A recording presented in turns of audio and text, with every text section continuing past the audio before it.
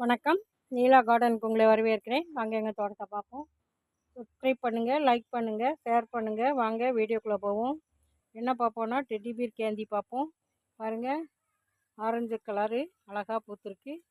இது yellow colour, lemon yellow இங்கே பூத்துருக்கு. இப்படி 2 வகையான டெடி பீர் கேந்தி இருக்குது.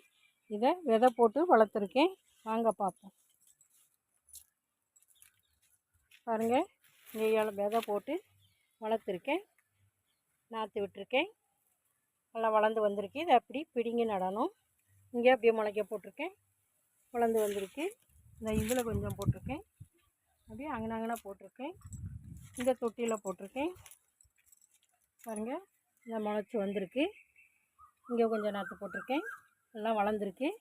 இந்த கேந்தி பார்க்குறதுக்கு அழகாக இருக்கும். பாலினேஷனுக்கு உதவும்.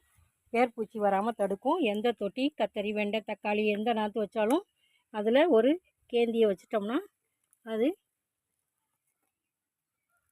வேர்பூச்சி விழாமவும் தடுக்கும், பாலினேஷனுக்கும் உதவும். பாருங்கள், நட்டுருவேன். இதில் ஒரு சின்ன கன்று சேர்ந்து வந்துருச்சு. அதையும் நட்டுருவோம். இது சிகப்பு காராமணி 3ல் 1 பங்கு ஒடிச்சு வச்சுருக்கேன் விதைக்கு. அந்த விதையை எடுத்து போடுவோம். வாங்க.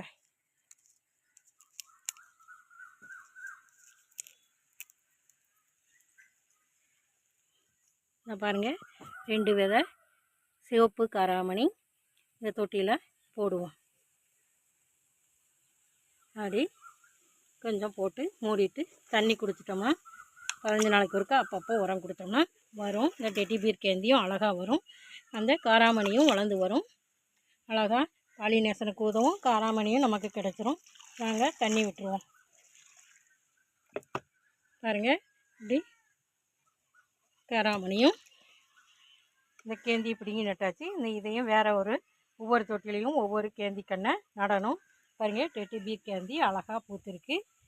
நம்ம எப்பவும் இந்த மஞ்சள் பூ வச்சோம்னா பூச்சிகளை கவர்ந்து இழுக்கும். பாலினேஷனுக்கு உதவும். இப்படி அனைவரும் வளர்த்து பயன்பெறுமாறு அன்போடு கேட்டுக்கிறேன். வீடியோ பார்த்ததுக்கு நன்றி. Happy gardening. வாழ்க வளமுடன்.